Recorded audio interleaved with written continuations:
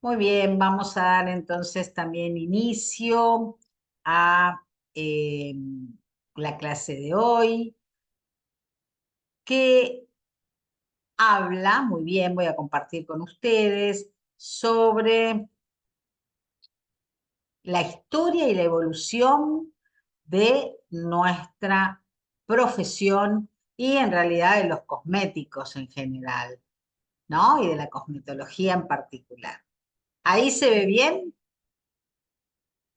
Perfecto, ahí Perfecto. se ve perfecto, completa la Muy, Sí, pantalla. muy bien. muy bien. A ver, ahí me saqué por las dudas porque me sigue, se ve, no importa que no me vean a mí, pero ¿se escucha bien? Sí, se escucha Bien. Sí, perfecto, se escucha Y estoy perfecto. grabando, lo único que ahorita es el video, ¿no? Bueno, muy bien. Bueno, perfecto. bienvenidos al Excel Institute, Centro de Formación Profesional, la casa de nuestra marca de biocosmética Excel. Y bueno, y vamos a empezar entonces a hablar de la historia y la evolución de la dermatocosmetría y la cosmética. Y miren qué lindo este título, del ungüento al exosoma. Me encantó, lo inventé yo. Ah, del ungüento al exosoma, viaje por la historia, o sea, de los inicios a nuestros días, que hoy está el tema de los exosomas. No, no pregunto por los exosomas porque no voy a hablar de los exosomas, pero ya hablaremos de ello en otra oportunidad. Bueno, esto ¿de dónde surge esta historia? Hay mucha información, porque bueno, esto tiene que ver con todos los estudios antropológicos, arqueológicos, etnológicos, que muestran, hay mucha información sobre el estudio del cuidado de la piel desde, yo les diría, la prehistoria más o menos, ¿no? Y cómo fue pasando de ser algo a lo mejor que tiene que ver con lo mágico, con lo religioso, que tiene que ver también, hay una relación con la curación, con la medicina, podemos decir. Todas las culturas, de alguna u otra manera, tienen algo que tenga que ver con la preocupación y con el cuidado del aspecto físico, ¿no? Y estético también. Hay como una estética de cada época, podríamos decir, ¿no? Y el hombre, bueno, se ocupó mucho de todo esto, del cuidado de la piel, del pelo, de su apariencia, o sea, que pareciera que es un rasgo que tiene que ver con nosotros, ¿no? Porque algo humano sería, ¿no? Tener que verse bien, porque si prehistóricamente ya lo vienen haciendo, hay evidencia desde el Paleolítico, ¿no? Donde se ve que hay, esto sería lo prehistórico, vamos a decir, donde hay ya conocimiento de que usaban, empezó la cosmética y la cosmetología, como todo, como la medicina, no había diferenciación entre una cosa y otra, por lo empírico, ¿no? La prueba y el error. Pero bueno, se tienen conocimientos de que épocas prehistóricas se usaban, las personas usaban aceites perfumados, ungüentos hechos con elementos siempre, obviamente, todo sacado de la naturaleza. Utilizaban colorantes vegetales, arcillas y tierras pigmentadas. A esto lo mezclaban con distintas cosas para poder darles distintas formas, ¿no? Y maquillarse, ¿no? Entonces se mezclaban, no sé, con grasas animales. Bueno, y encontramos, se ven, todos lo hemos visto, un montón de pinturas rupestres que muestran a personas que estaban, por ejemplo, maquilladas, ¿no? O con el pelo también con algún color o algo. Entonces, bueno, la evolución viene de esta época, viene desde entonces, decimos que es muy antigua, tan antigua como la humanidad, eh, y todo lo que estuvimos diciendo, siempre hubo alguna manera y distintas formas para cuidar, embellecer y transformar la piel y sus anexos, ¿no? Puede haber empezado, como dijimos, como un acto ritual de protección y ha evolucionado a convertirse en hoy en día como una disciplina donde sí hay una muy buena conexión entre la ciencia la medicina, la salud, la estética y el bienestar, que es la dermatocosmética. Entonces, bueno, los tiempos nos ponen en este lugar. Podemos empezar por, bueno, lo que más vamos a encontrar y que seguro que lo estudiamos en algún momento de la escuela es los egipcios. Pero antes los egipcios también ya se encontraron, no sé, podríamos decir con, como dijimos, con los sumerios, con los asirios, 5000 años antes de Cristo, ya había un gran desarrollo en este tema, ¿eh? Porque se encontraron algunas fórmulas cosméticas, descripciones de fórmulas cosméticas, todo estaba ligado a lo mejor a los espíritus, ¿no? En esas épocas, malignos, benignos, ¿no? Y de esta manera eran los sacerdotes, sacerdotes que eran también los que ejercían la medicina. Yo de esto lo que más me gusta y lo que más sé es el tema de los celtas, que me encanta, y eran estos, los druidas, que eran los médicos, los sacerdotes, los sabios, podríamos decir, que utilizaban un montón de plantas, utilizaban, qué sé yo, las arcillas, la tierra, el lodo que encontraban, hacían vendajes, ungüentos, emplastos, todos a lo mejor les daban, qué sé yo, como un poder mágico a las cosas, pero también eran para, por ejemplo, los druidas hacían todo un procedimiento que es mi querido masaje celta, que es todo yo les diría que lo podemos ver como un spa o lo podemos ver como una técnica curativa, ¿no? Que le hacían todas estas cosas, además de masajes y ponerles distintas cosas, a los guerreros, ¿no? Es un pueblo conquistador, el celta, un pueblo guerrero, entonces les hacían todo este spa, vamos a decir, cuando volvían de una batalla, el que volvía, ¿no?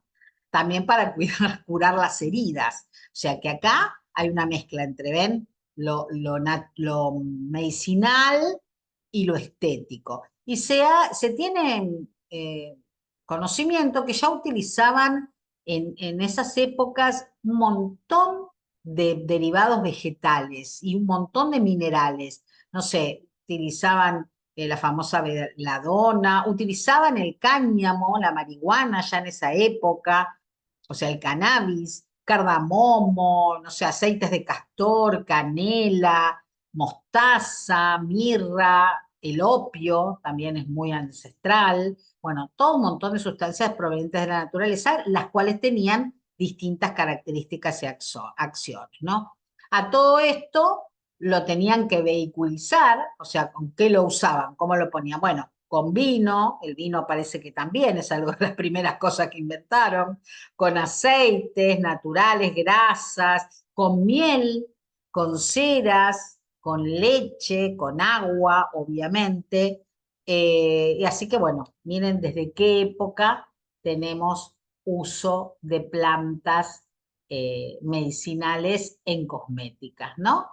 Entonces acá es lo que les estoy contando. Empezó a lo mejor como un ritual y como protección. eh, Todo esto es lo que usaban. Y marcar el cuerpo también, pintarse, era una forma de comunicarse también con lo espiritual y también protegerse del entorno y expresar una identidad, porque a lo mejor según cómo eran estas pinturas, estos maquillajes, también era a lo mejor la casta social a la cual pertenecías. Entonces, nos vamos de la prehistoria y vamos a la antigüedad. Y aparece Egipto, ya dijimos antes 5000 años, ahora 3000 años antes de Cristo, perdón. Esto también hay un montón de material en todos los museos, se muestra muy bien con las imágenes la importancia del maquillaje y del cuidado del cabello. En esta época, como vemos en la imagen, se maquillaban muchísimo, se arreglaban el cabello, ponían pelucas. Eh, el cuidado del cuerpo también de la mujer en esa época, parecido a lo mejor al de la mujer actual. Usaban ya algún tipo de desodorante, ¿no? El tema de los olores es algo que debe haber preocupado desde el inicio. Cuando se empezaron a oler y no les gustó mucho los olores, decimos, a ver, ¿cómo podemos tapar esto? Porque vamos a encontrar que este es un tema que se repite, ¿no? Utilizar aceites esenciales, cosas perfumadas para tapar ciertos olores. ¿no? Acá se ha encontrado evidencia del uso de aceites, ungüentos, el famoso cojol, que es ese delineador negro que utilizaban tierras y piedras, eh, bentonitas, piedras que machacaban y armado, que hoy en día todavía se sigue usando de la misma manera. Hay un, no sé si alguna lo conoce, hay un pequeño eh, frasquito como de madera que tiene un palito donde adentro está el cojol. El cojol no perdió, a lo mejor no es lo que más usamos hoy en día, pero no dejó de hacerse, ¿no?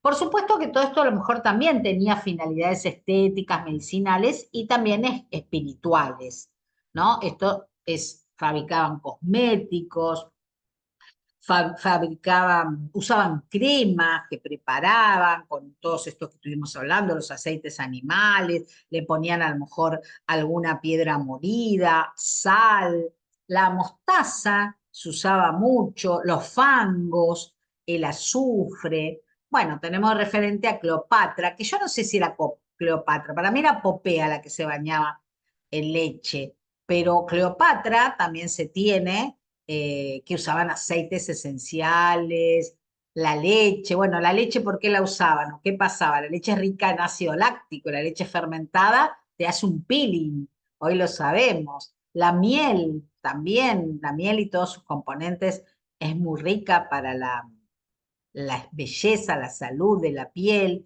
El sándalo, la mirra, la resina, el henna, que también hoy en día todavía se sigue utilizando para pintar el cabello, ¿no? Y acá, bueno, podemos decir que ya nacen las primeras fórmulas de perfumes y de ungüentos, ¿no? Y que también había distintos protocolos de embellecimiento según las clases sociales, obviamente, el acceso a estas cosas, a lo mejor los que eran de las clases más trabajadoras utilizaban cosas así como las encontraban y no tenían a lo mejor los medios para trabajarlas o no podían acceder a algunos de estos elementos que estamos hablando, ¿no? Entonces acá la cosmética y la cosmetología, podríamos decir, tiene que ver, va más allá del embellecimiento, aunque también es importante, pero tiene que ver con la salud, con la espiritualidad y con el estatus social. Obviamente, Cleopatra era la que mejor, miren, tendría joyas, la que más se maquillaba, la que más se podría, en realidad, todos los que tengan que ver con la corte del faraón, ¿no? A lo mejor sus las mujeres que la ayudaban, que podrían ser sus esclavas, los sacerdotes, las sacerdotisas, todos estos, por ejemplo, una cosa que pasaba en esta época es que se depilaban. Hay constancia que se retiraban el vello, ¿no? Hasta por un punto vemos que algunos se quitaban todo el pelo, los hombres de la cabeza. Eso tendría a lo mejor alguna cosa que ver con algunos de los piojos, por ejemplo, se me ocurre a mí, ¿eh? Y usaban las pelucas. Bueno, esto se encuentra en un montón de elementos en los museos, en los papiros, ¿no? Se puede encontrar también que trataban heridas, tumores, úlceras y abscesos de la piel, a lo mejor trataban con estos elementos, con miel, no sé, con vendajes. Bueno, y eran también especialistas en momificar, ¿no? En hacer la momificación para que no se descomponga el cuerpo. Así que bueno, miren, eran capos en todo esto. Muy bien, bueno, acá tenemos las cosas que se han encontrado, ánforas con un montón de piedras y elementos, imágenes que se maquillaban, morteros donde molían, por ejemplo, las piedras, el lapislázuli, no sé, para hacer, también molían las piedras para maquillarse, lo que tuviera hierro, el lapislázuli, utilizaban algún tipo de elemento como espejo, como peine, acá no está, pero bueno, estas cajitas parecen un maletín de profesionales del maquillaje, ¿no? O sea que tenían una muy buena manejo de eso. Después vamos a pasar a Grecia y Roma, también en la antigüedad, en la antigüedad. Bueno, acá en Grecia principalmente aparece el ideal de belleza vinculado a la piel blanca. Esto va a ser una constante hasta nuestros días, más o menos, ¿eh? La simetría es muy bien valorada en las facciones. eh, y la belleza era una virtud ligada a la armonía interior. Vieron que son épocas de los reyes de la filosofía, ¿no? Los grandes filósofos son de estas épocas. Bueno, entonces hay como una, y hoy en día hay una vuelta a esto, a saber que la armonía interior también a mí me da más belleza, ¿no? Entonces hay una vuelta de la nueva cosmetología que tiene un poquito que ver con esto, ¿no? Usaban en estos casos, no sé, bueno, aparecen acá los famosos Hipócrates, ¿no? Que Hipócrates es el padre de la medicina y hablaba y recomendaba una dieta, el alimento es la medicina, ejercicio, utilizar, estar expuestos a la luz solar. Esto lo decía Hipócrates, ¿eh? Baños también para promover la salud, la belleza. Eh, Hipócrates fue el primero que también dijo que la enfermedad tiene que ver con un fenómeno natural, no que era algo ligado por los dioses que te mandaban una enfermedad.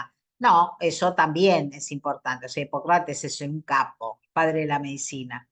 Entonces, los griegos, por ejemplo, tenemos a la Venus de Milo, que es súper proporcionada, su silueta, y hay un montón de esculturas de esta época donde se destaca esto, las proporciones físicas en hombres y mujeres, que supongo que así serían en la realidad, ¿no? La depilación también como algo muy interesante en esta época, que siempre decimos cómo lo harían, ¿no? Se depilaban todo, casi todo, empleaban a lo mejor fuego, algo abrasivo como las piedras pómez, ceras hechas con elementos de animales, con resinas, con cenizas, con minerales. O sea, miren desde qué época se está practicando el tema de cómo quitar el vello.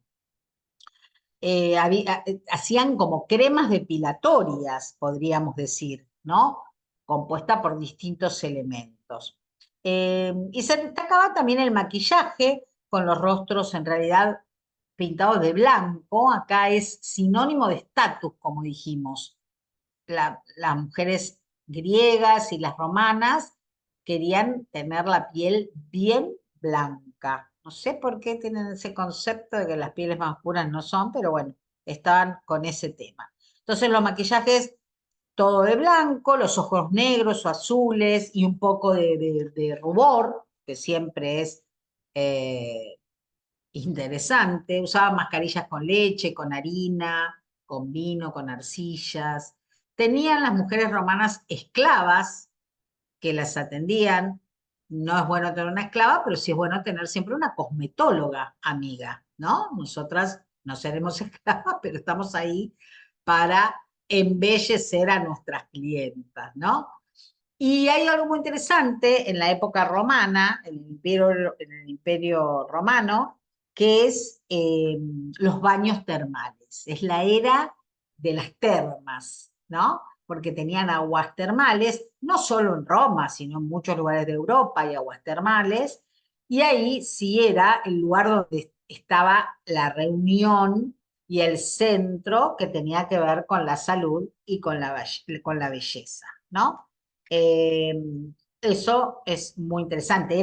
Fueron como podríamos decir los pioneros del spa con respecto a esto, ¿no? Porque bueno, se hacían masajes, eran lugares de relajación, eh, acá es donde usaban y armaban las cosméticas, usaban, bueno, como dijimos, qué sé yo, usaban arroz, todo lo que se comía también lo usaban para la belleza. Y también utilizaban los extractos naturales, los aceites naturales de las frutas, por ejemplo, del limón, de la rosa, del jazmín, esos olores tan eh, lindos. Eh, Pulían los dientes, o sea, también hay referencia de que en Roma ya se trabajaban limpiándose los dientes con un polvo fino, como si fuera una piedra pómez, y utilizaban hermosos atuendos. Estamos hablando, como siempre, las clases más altas, ¿no? Hermosos atuendos, zapatos, joyas. Esto es muy interesante. Las termas era entonces este espacio de la cosmética, la medicina, la sociabilidad, un lugar de reunión, ¿no?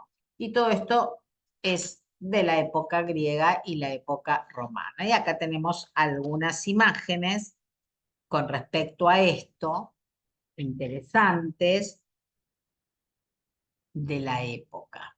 Los vestidos romanos, los peinados, los baños romanos, siguen estando en Roma, los lugares donde hacían los baños romanos.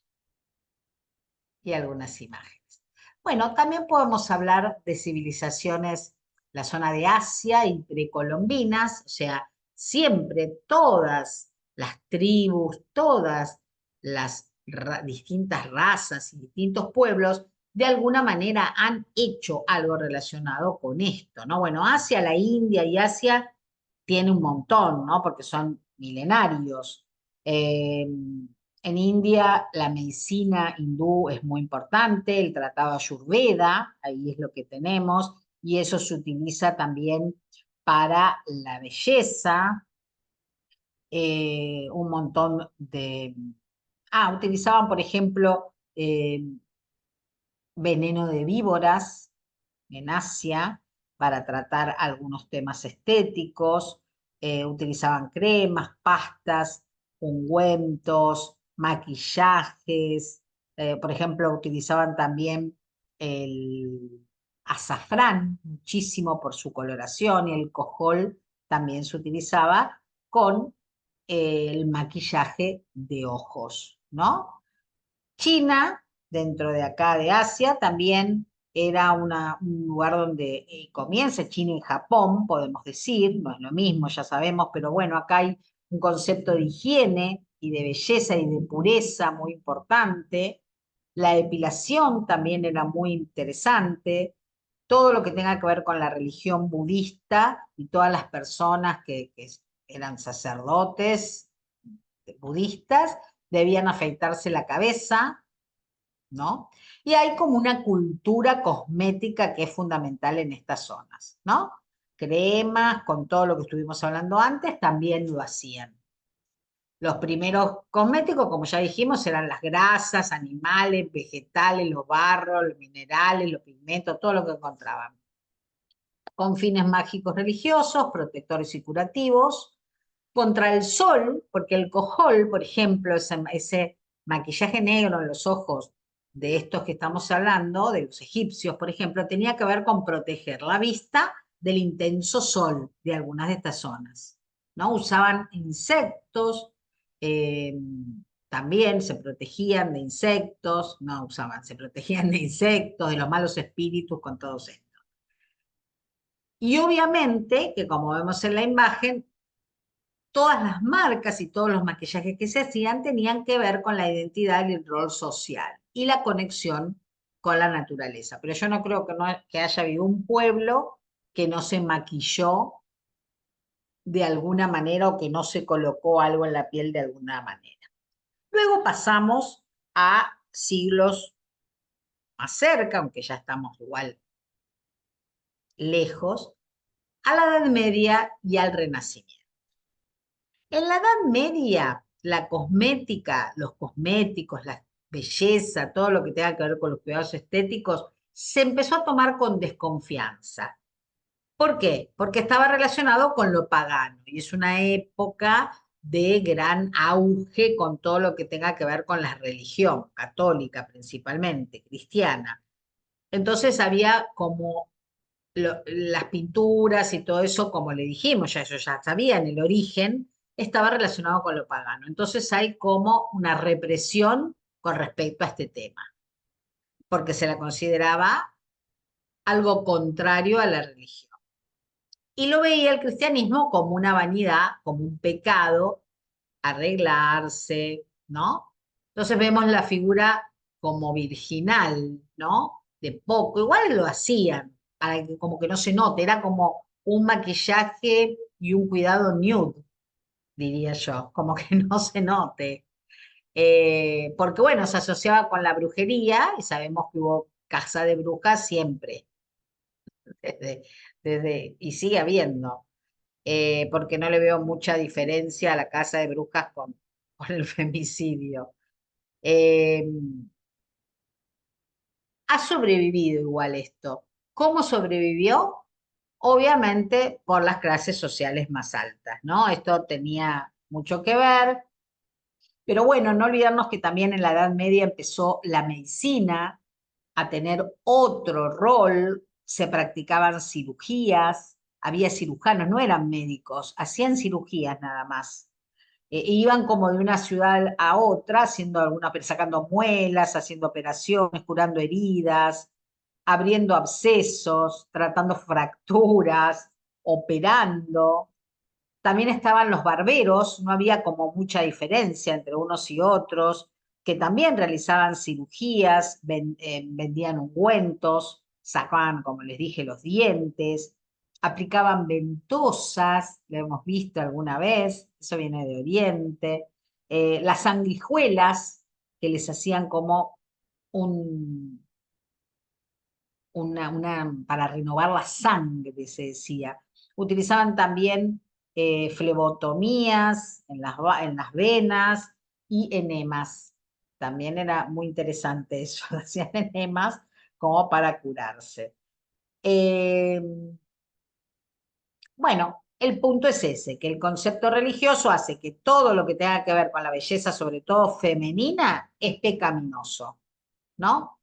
Y acá no solo se abandonó el tema del embellecimiento, de la cosmética, sino también de la higiene, que ahí se les debe haber complicado con el tema de los olores, ¿no? Entonces acá el baño tampoco era hecho.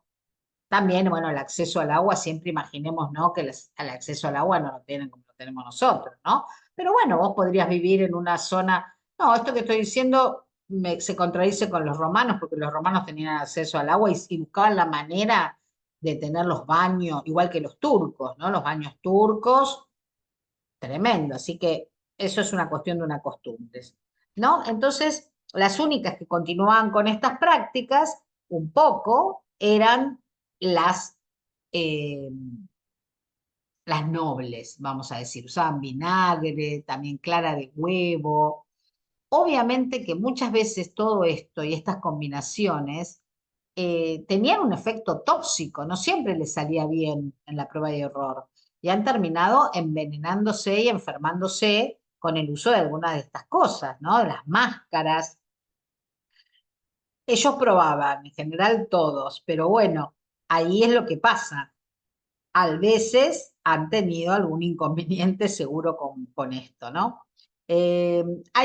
También es un momento donde el depilado podría ser, del pelo sobre todo, lo hacían a veces, vieron que hay que tienen una frente mucho más grande. Bueno, eso lo hacían para que les gustaba, es un signo de belleza. Cosa que hoy decimos, si tenés una frente tan larga, que decir que te quedaste pelada. Bueno, ellos se pelaban para tener esa frente. Vieron que los cánones van cambiando de acuerdo a las épocas. Usaban, por ejemplo, con esto seguro que habrán tenido algún problema, pastas de cal viva, arsénico, que es un veneno. Bueno, todo esto era lo que pasaba en la Edad Media y acá vemos las imágenes también, así como dijimos, angelicales, ¿no? La piel pálida sigue como símbolo de nobleza y bueno, como dijimos que no se bañaban con asiduidad, aparece el tema de los perfumes, o sea, seguían usando ungüentos y aceites esenciales para tratar de ocultar los olores. En esta época, la cosmética y el cuidado de belleza se convirtió en un acto oculto, pero nunca desapareció. Aparece luego, llegamos al Renacimiento y el Barroco, que acá estamos hablando desde el siglo XV al siglo XVIII, mucho más cerca, el XVIII ya está mucho más cerca. Acá empieza el apogeo de lo artificial, ¿no? Acá no es lo natural que tenga que ver con la belleza, sino que empieza a aparecer el uso de cosas artificiales, ¿no? Y regresa el tema de la cosmética, de la belleza y los placeres, ya, ¿no? Entonces tenemos una Italia con el Renacimiento, que lidera la moda, la belleza en Europa, bueno, cosméticos también, el azufre parece que es el activo principal de esta época, pero provocaba envenenamientos. Eh, Trabajaban para tratar de eliminar arrugas, haciendo como un esmaltado de la cara, ¿no? Esto saben cómo lo hacían, primero la lavaban con un líquido alcalino, que es obviamente todos sabemos que es altamente abrasivo, pero que bueno, limpia muy bien, y después utilizaban arsénico y plomo, ¿no? Esto lo hacían un montón de tiempo, y obviamente que esto traía algunos más y otros menos problemas, hasta la muerte. Las mujeres de las cortes, obviamente, siempre las clases sociales más altas son las que llevan la iniciativa en todo esto, porque tienen acceso a los distintos elementos, se maquillaban el rostro, los pechos, usaban perfumes, el tema del olor no se va.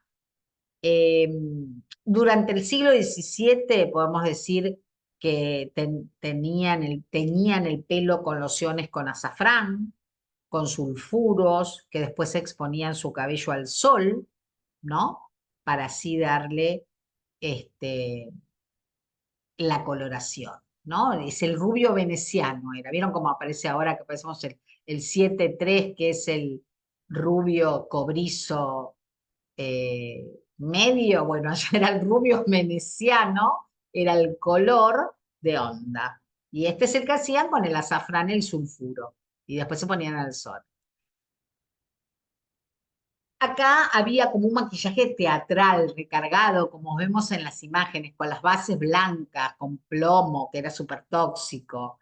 Y empieza a aparecer ya como más profesional la famosa perfumería europea, que es la antesala de la moderna, siempre la estaban, pero bueno, fueron los grandes perfumistas. En realidad, los grandes perfumistas primero fueron los árabes, ¿no? Si alguna vez tuvo acceso a tener algún perfume árabe o algún aceite que usan con perfume hoy en día, vos te pones 2 gotas de un aceite, por ejemplo, de jazmín, y olés a jazmín todo el día.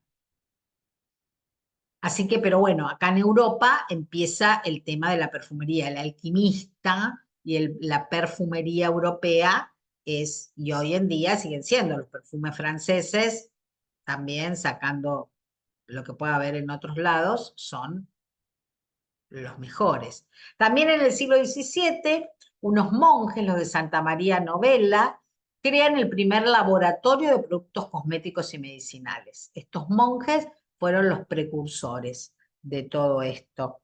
Y yo acá diría que como no sé, la primer cosmetóloga la vamos a nombrar a Catalina de Medici, que fue una precursora, una influencer de la época, que fue la que empezó con la moda de los cosméticos, se maquilló, por eso pasamos de lo que habíamos hablado antes, de la Edad Media, que no, al que sí. Fue maquillada su matrimonio con Enrique II. O sea que Catalina y sus amigas, porque también se las nombras a las amigas de Catalina, eh, crean, por ejemplo, en París, el primer instituto de belleza, ¿no? Estamos hablando de 1500, 1600, o 1400 en realidad, 1400, 1500. Bueno, primer instituto de belleza, lo que hoy vemos lo más parecido en París. Acá empieza a aparecer, como vemos en la imagen, el rojo, el vermellón, como el color de onda, siempre en la base blanca, ¿no? Conjuntamente con esto, bueno, también está en Inglaterra, ¿no? La reina Isabel I, que también era una precursora de todo esto, ¿no? Los primeros tratados de cosmética y belleza aparecen en esta época en Francia y en Italia. Acá tenemos a Elizabeth I, de 1533-1603, fue la reina de Inglaterra, fue la Irlanda, última monarca de los Tudor, que tenía un problema, necesitaba peeling a full esta mujer, porque había tenido viruela. Entonces tenía la cara marcada por la viruela. Entonces ella por eso se maquillaba y trataba de ponerse de todo para ver si poder mejorar ese tema, ¿no? Utilizaban, por ejemplo, el ruibarbo, que es una planta muy interesante, el jugo como un tónico capilar, como un aclarador del pelo también. Se pintaban utilizaban mucho el nácar molido para maquillarse, porque da ese aspecto nacarado tan interesante, como una sombra, ¿no? Eh, Limpiaban su piel, miren qué interesante, limpiaban la piel con vino. El vino lo he utilizado, claro, porque al tener alcohol era un buen desengrasante y además era bueno porque es rico en polifenoles. Nosotros usamos el resveratrol como activo proveniente de los ricos en polifenoles. Bueno, acá usaban el vino puro. La leche de burra, la leche siempre tenganla presente como un ajas, ¿no? Porque se fermenta. Utilizaban, ¿saben qué? También orina. ¿Y por qué les parece que la orina la utilizaban en general? Porque la orina tiene todos nuestros desechos de urea. Y la urea es un gran activo que hoy la conocemos muchísimo para aumentar la piel. Bueno, usaban agua de lluvia, miren qué interesante, no usaban cualquier agua. Bueno, un montón de elementos. Y bueno, y saber que en el 1600, 1649 se crea la primera empresa británica de productos de tocador, que se llama Yardley, ¿no? Esto es en el reinado de Jaime II, y acá ya tenemos una empresa que genera cosméticos, ¿no? Y que la usaba la corte, las cremas hidratantes, eh, con vainilla, se usaban también. Los hombres empleaban jabones para afeitarse. Y también, y después, ya pasando en 1700, 1786, porque estamos en este periodo largo, en el Parlamento inglés se comienzan a cobrar, acá ya sonamos, piolas como yo solo, impuestos a los cosméticos, a todo lo que tenga que ver con cremas, con maquillajes, con jabón. Bueno, vieron la beta de qué me podemos hacer el negocio, ¿no? Bueno, ¿y qué más podemos decir de esta época? Bueno, Francia, reinado de Luis XVI, también renace, como dijimos, la industria de las cosméticas. Aparece algo muy interesante, los franceses son muy piolas y usaban envases muy lujosos. Entonces también utilizando envases con plata, con oro, con porcelana, y de esta manera fueron los pioneros en exportar perfumes y maquillaje. Por eso le mandaron los impuestos los ingleses a todo, porque empezaron a ver el lindo negocio. Es uno de los mejores negocios que existen. Eh, bueno, se usaban mucho también las aguas de flores, cosméticas natural también. Todo esto era natural, aunque fuera un veneno, era natural. Se usaban en esta época, en la corte francesa, las películas empolvadas, el carmín, los polvos para el rostro. Aparece lo que se llama el romanticismo, rastros pálidos, etéreos. Se esconden del sol y se cuidan del sol, pero no porque saben que eso les va a hacer mal, como lo sabemos ahora, sino porque quieren una piel súper blanca, súper blanca. Y siempre sabemos que las personas que están a lo mejor en en el campo, el trabajador, siempre es el que va a tener una piel más bronceada, ¿no? Pintarse los labios, bueno, todo esto interesante en esta época. Y pasamos al siglo XIX, donde la revolución industrial y la revolución química,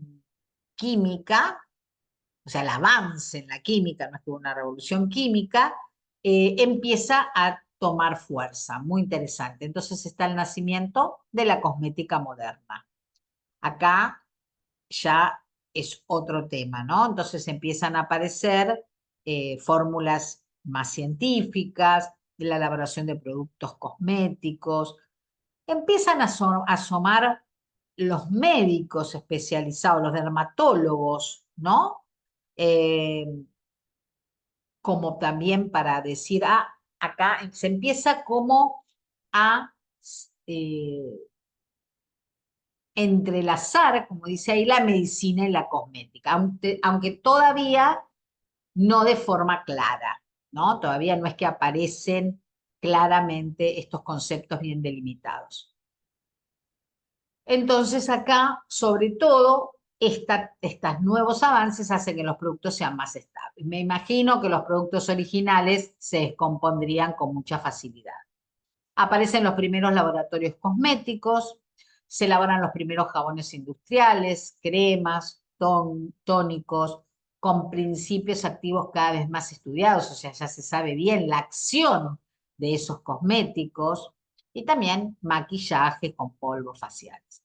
Como les dije, entonces empiezan los primeros estudios dermatológicos, y acá, recién en el siglo XIX, aparece el concepto de piel como órgano y de enfermedades que pueda tener este órgano. Por eso es esto de los estudios dermatológicos muy interesantes. También surge en la marca, como ya les dijimos, la Yardley 1770, la Pond's 1846, Vaseline, están todavía, en 1872, y también como un concepto integrador, se empiezan a vender los productos cosméticos en farmacias. O sea que hay acá un gran vínculo entre la belleza y la salud, ¿no? Entonces, muy interesante todo eso.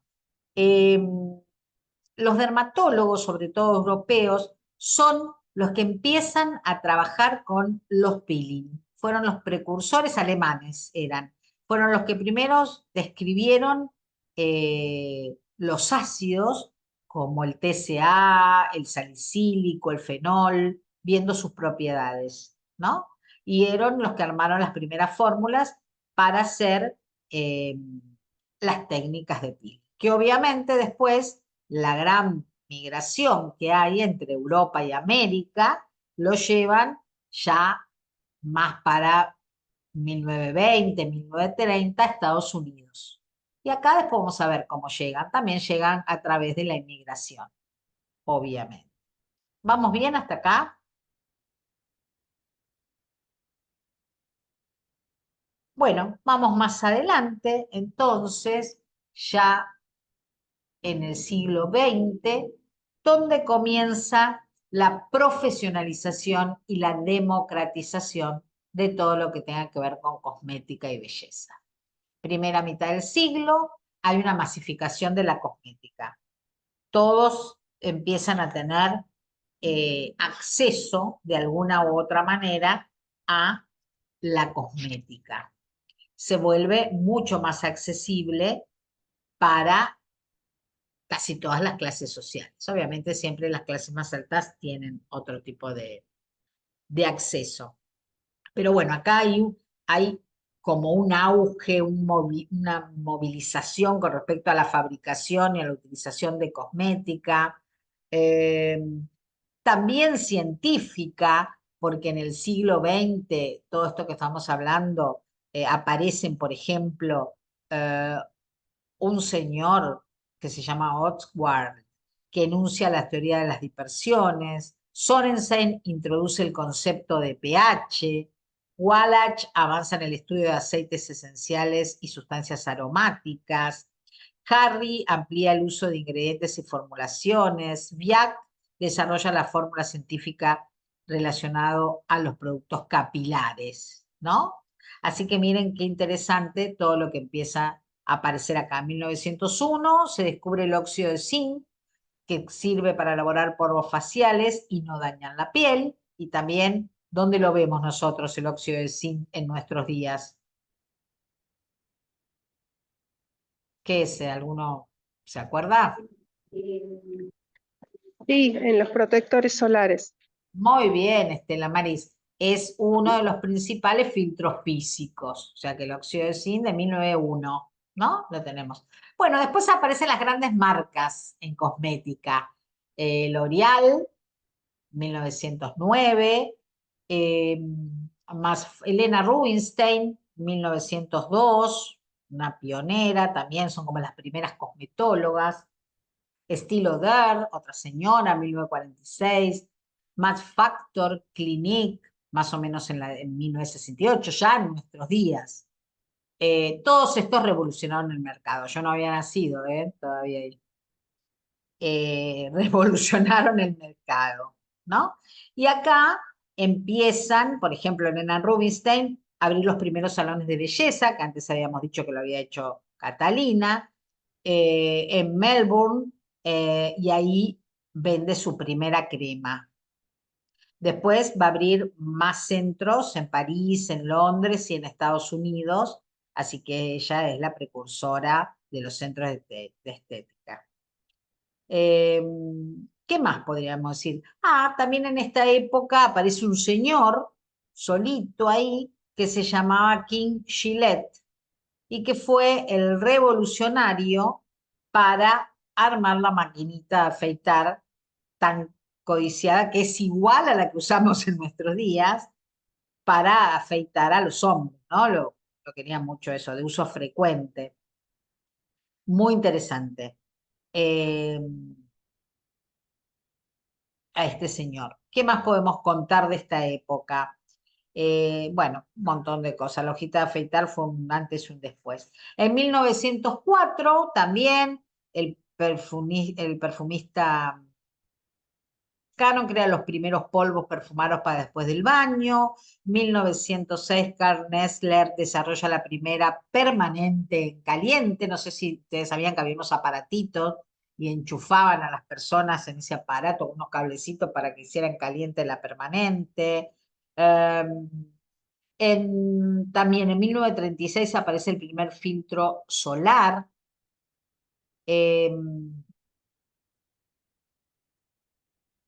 L'Oreal ya lo habíamos dicho. Aparecen también Garnier, Giorgio Armani, Kerastase, Kiel, que siguen hasta nuestros días. Lancôme, Maybelline. Bueno, todas son de más o menos principios y mediados del siglo XX.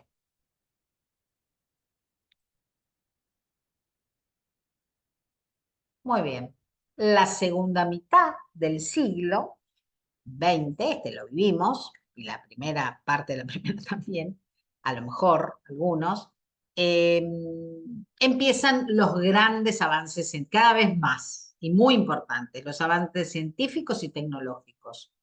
Y la estética comienza a profesionalizarse. Entonces acá empieza a aparecer el concepto de cosmetología y cosmiatría, donde la cosmetología se encarga, igual que hasta nuestros días, del cuidado y de la prevención de la estética de una piel sana, y la cosmiatría suma lo que tiene que ver con la medicina, con la salud de la piel y con el tratamiento de algunas patologías. Aparecen los ingredientes activos, como ya les dije, los ajas, el colágeno y el retinol son los activos estrellas de esta época, la novedad. También nace la aparatología estética, más utilizada, como la radiofrecuencia, el ultrasonido, la iotoforesis, y está más al alcance, porque a lo mejor antes se usaban, pero más en la medicina, y no estaban consideradas ni al alcance de este tema de la estética. Y comienza también la educación formal, en nuestra profesión. Y ahí también aparecen escuelas, algunas más conocidas, otras menos, más grandes, más chicas. Generalmente muchas de estas marcas que estuvimos nombrando tenían como su propia escuela, y también aparecen y se crean asociaciones profesionales, ¿no? Entonces empieza como a profesionalizar cada vez más esta hermosa profesión que tenemos, y se consolida la figura de la cosmetóloga, cosmetólogo, el profesional, que ya no es solo, a lo mejor, porque al principio todo lo que tenía que ver con la estética también, este siglo, se relacionaba mucho con la peluquería, ¿no?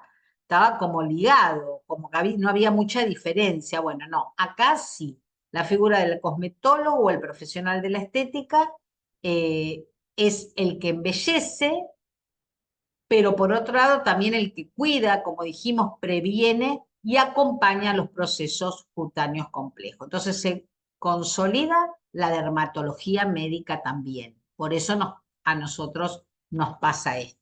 Hablamos recién, o sea que miren qué profesión joven. Se consolida en la segunda mitad del siglo pasado. O sea que somos bastante jóvenes. Ya el siglo XXI, llegando a nuestros días, tenemos la dermatocosmiatría, conceptos de neurocosmética y cosmética con propósito.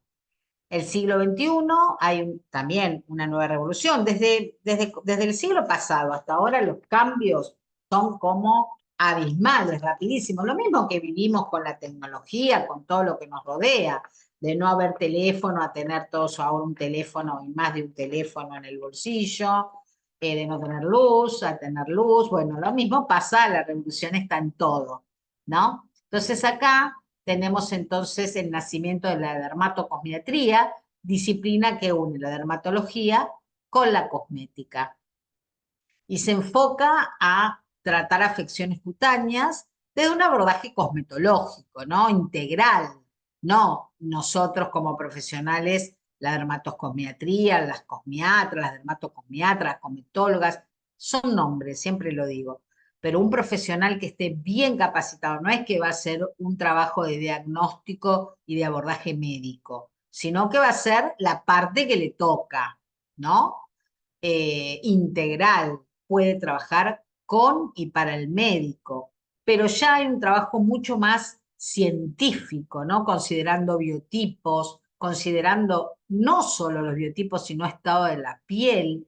Y hoy en día también sabemos que todos los factores emocionales y ambientales tienen un rol fundamental en nuestro enfoque de tratamiento.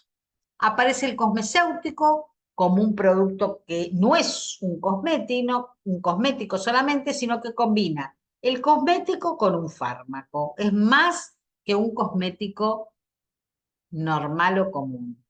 Y surgen los ingredientes biotecnológicos, como por ejemplo los liposomas, los exosomas que hablamos, factores de crecimiento, péptidos, moléculas cada vez más chiquitas, métodos para achicar las moléculas que puedan tener más acción en piel, los péptidos biomiméticos, activos inteligentes que actúan y modulan respuestas celulares y moleculares. Hoy en día no podemos decir que un cosmético es un producto natural o artificial destinado a embellecer, adornar y perfumar la piel. ¿Están de acuerdo conmigo? Hoy la cosmética va cada vez más interesante y cada vez más activa, siempre sin tener una acción sistémica, porque ese límite creo que nunca lo va a poder pasar. O sea, lo ideal, por eso hay muchos activos que se van dejando de utilizar mientras se van descubriendo, que puedan tener una acción en el organismo y puedan, por ejemplo, modificarme mis funciones vitales. Entonces, por ejemplo, están los disruptores hormonales en algunos filtros solares que se han dejado de utilizar por eso, porque producía cambios hormonales. O siempre cuento la anécdota también del principio, cuando hacíamos los masajes, usábamos cremas que tenían TREAC, que tenían hormona tiroidea. Entonces vos usabas la crema con un buen masaje y a través de la piel se absorbía esa hormona tiroidea y reducías centímetros, reducías kilos, porque lo que estabas haciendo es modificando la función, no sé si alguna lo conoce, eso está el famoso TRIAC, eh, para usar en las cremas. Bueno, no a partir ya creo que desde el siglo pasado está totalmente prohibido el uso de hormonas en las cremas, ¿no? Porque pasaba esto, podía haber disrupciones hormonales orgánicas. Entonces ese límite nunca lo va a poder pasar un cosmético, va a tener una acción siempre local, cada vez más importante, cada vez más profunda, pero siempre local. Paralelo a todo esto, también estamos viviendo en este siglo la conciencia ecológica y ética en la elaboración de cosmética, ¿no? No solo para usarlo nosotros, sino para no perjudicar el medio ambiente, ¿ok? Entonces, acá aparecen las líneas y los conceptos cruelty free, veganas, sostenibles, slow beauty, bueno, todos estos conceptos que hoy lo vemos y lo tenemos en Biocosmética Excel, por supuesto. Y la cosmética, esta frase es muy interesante, deja de ser solo un producto y se convierte la cosmética y la cosmetología en una experiencia, en un ritual, ¿no? Tiene que ver hasta con la manifestación de valores. Yo uso esta cosmética que es cruelty free, que es vegana, porque considero que este es un valor para mí. ¿Ok? Yo no me hago tratamientos con aparatología invasivos porque estoy en un concepto sostenible, en un concepto de slow beauty, en un concepto ético y natural de la belleza. ¿Se entiende? Así que esto es lo nuevo. Y lo más interesante es, bueno, la aparatología, que pasó de ser solo, no sé, miontoforesis, una alta frecuencia, que era lo que se usaba en el siglo pasado, a hoy tener un rol súper importante y distintos tipos de aparatología que nos favorecen mucho en nuestro trabajo. Y el perfil profesional actual es un perfil cada vez, y tiene que ser así, esto ténganlo siempre presente, cada vez más científico, cada vez más profesional, cada vez relacionado con lo medicinal, ¿no? Entonces, ahí es donde tenemos que va desde la imagen del lugar de que trabajamos y las características, y también las características y la imagen personal, ¿no? Conceptos de bioseguridad, por ejemplo. Bueno, y ahora ya nos falta poquito, vamos bien, vamos a ver qué pasa en Argentina. ¿Qué pasa? Que fue igual que en el resto del mundo, ¿no? También acá hubo pueblos originarios que deben haber hecho prueba y error con un montón de cosas como pinturas, como ungüentos para curarse, para mejorarse. ¿Cómo evoluciona entonces en Argentina? Vamos a verlo más moderno. Todo este tema, cosmetología y dermatocosmiatría, comienza a consolidarse a partir de las primeras décadas del siglo XX, ¿no? Por supuesto, siempre trayendo de Europa, de Francia, de Italia, de Alemania, trayendo por los inmigrantes y por las clases sociales más altas que viajaban y traían lo último de lo último, ¿no? Y sobre todo los conocimientos en belleza, salud y cuidado personal. Década de 1930, 1950, lo artesanal y el saber empírico todavía. Los cuidados estéticos estaban a cargo principalmente de las peluqueras, los peluqueros, las pioneras esteticistas o personas autodidactas. Todavía no había un concepto tan científico del profesional y de la profesión. Se elaboraban cremas y lociones caseras, muchas veces basadas en formas traídas de Europa. Era un oficio artesanal, como dijimos, muy ligado a la peluquería y también al mundo del espectáculo, especialmente acá en Buenos Aires, ¿no? En Argentina, como siempre, Buenos Aires toma la iniciativa de todo eso. Después tenemos las décadas de 1960, 1970, acá empiezan los primeros institutos formales. Antes también es probable que hubiera alguno, pero bueno, este es el auge. Y empieza la profesionalización. los primeros institutos de enseñanza técnica, nacen las marcas nacionales que formulan productos específicos según el clima, el tipo de piel y necesidad de las argentinas.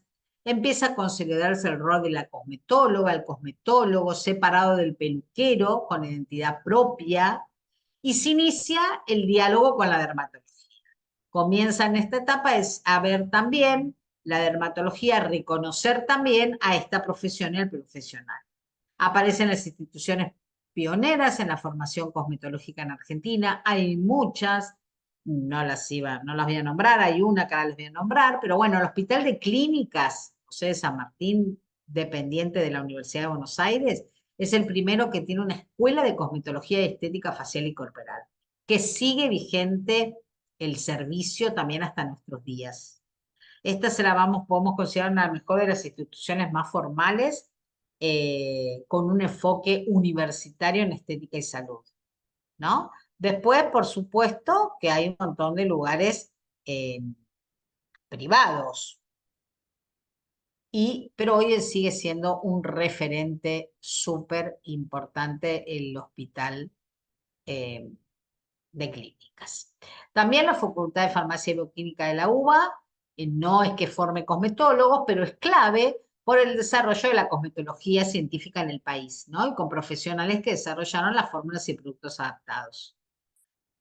Centros privados reconocidos en Buenos Aires, en otras provincias, Córdoba, Santa Fe, Rosario, y luego durante los años 80 y 90 surgen los centros de formación privados también, más importantes y en más cantidad.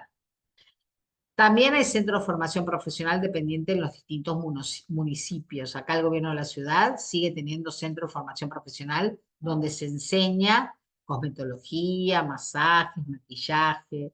Y la escuela pionera, la que siempre recordamos, es la famosa Escuela de Artes Westerleigh, que es una línea, obviamente, que se destacó en ofrecer una formación muy integral de la cosmetología. Esta es en los años 60, combinando la teoría científica con la práctica profesional. Enfoque innovador, y fue la que formó los profesionales, los primeros profesionales, que luego se convirtieron en referentes. Fanny Lerman es una de las referentes, que egresó en 1961, siendo parte de la primera promoción de esta institución. Entre otras, referentes tenemos muchas. Java Heyman, Alicia Madrid, Beatriz Mastrangelo, uy, un montón. Décadas 1980-1990, auge formativo y relación con la medicina, acá es donde más está. Acá empiezan los cursos terciarios, las tecnicaturas, los posgrados, la cosmética argentina empieza a diferenciarse, se incorpora el concepto de cosmiatría, es decir, el tratamiento cosmético con respaldo médico o dermatológico centrado en las afecciones de la piel, o sea, esto es mucho más moderno, y muchas cosmetólogas podemos trabajar en consultorios médicos o estéticos, y también hay una profesionalización aún mayor de la cosmética, el uso de activos como los alfa-hidroxiácidos, el ácido glicólico, el colágeno, la elastina. Se incorpora la aparatología más importante como radiofrecuencias mucho más potentes, la microdermoabrasión, y los que ya existían, obviamente, ¿no? Cada vez la aparatología es superior, se supera a sí misma. Y también en esta época nacen marcas nacionales como Excel Biocosmética, que investiga y desarrolla productos biotecnológicos adaptados a la piel de los argentinos, ¿no? Con un ingeniero químico a la cabeza y farmacéuticos, ¿no? Director técnico de laboratorio tiene que ser un farmacéutico. Del 2000 en adelante a nuestros días estamos en la era de la dermatocosmetría. Y esto implica una mayor y más importante capacitación del profesional. Se consolida a partir del 2000 este concepto, sobre todo porque hay muchas carreras en el ámbito universitario y científico. La UBA, a través de la tecnicatura que tiene y cursos también de actualización, comienza a formar profesionales con un perfil técnico-científico, clínico y humanista, que entiende la piel como un órgano dinámico. sea, empieza a haber una jerarquización en la capacitación.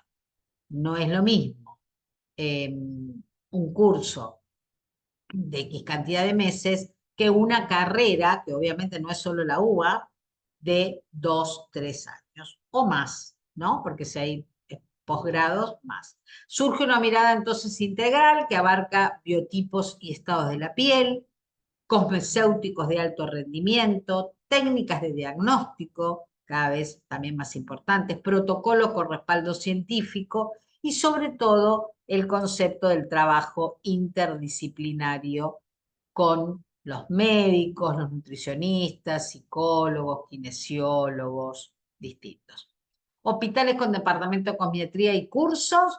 Está el de clínicas, como dijimos, el Argerich, el italiano. No sé si todos siguen dando cursos. El Ramos Mejía, el Vicente López, el Posadas. Instituciones universitarias, la Universidad Kennedy, la Católica de Córdoba, la del Salvador, la de Buenos Aires, que es la que les estaba comentando, Universidad de Santa Fe en Rosario, también tienen nivel universitario de capacitación. ¿Y cuál sería el futuro, ¿no? Y el presente? Bueno, la ética, la ciencia y la salud emocional. Hoy, la dermatocosmetría argentina tiene un gran reconocimiento, que no lo tenía hasta hace bastante poco, y tiene que ver con esto que hablamos, con la mejora en la formación del profesional. Es una disciplina con fuerte presencia femenina, sí, yo tengo 200 alumnos y 2 varones, entre los 200, pero cada vez empieza a haber más.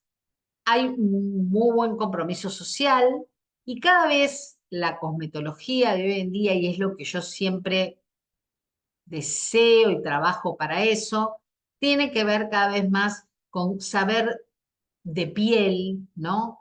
Conocer la diversidad de las pieles en relación a la etnia, a la edad, al género, o sea, no quedarnos con el estudio básico de los biotipos. Conocer el impacto del estrés, la alimentación, el clima y la contaminación en la piel y en su cuidado. Y la gran necesidad de combinar la ciencia, la tecnología con nuestro bienestar general, donde las emociones tienen un rol fundamental. Y saber que en Argentina destaca muy bien los profesionales que hay y destaca muchísimo y es pionera en cosmética profesional. Grandes laboratorios que son precursores de cosmética, obviamente biocosmética Excel, en toda Latinoamérica. Reconocidos también en el mundo, nosotros exportamos a más de 20 países y también somos pioneros en eventos científicos, en congresos y en profesionales de excelencia. Así que esto es un pantallazo, porque hay muchas más cosas por saber, de nuestra historia. Ahí están mis redes, si me quieren seguir. Dejamos de compartir y vamos a ver. Ahora a ver, no se cortó, ¿no? A ver, ahí me doy, porque ahora si no las veo. Muy bien, buenas tardes, buenas tardes. Eh, vamos a cortar la grabación.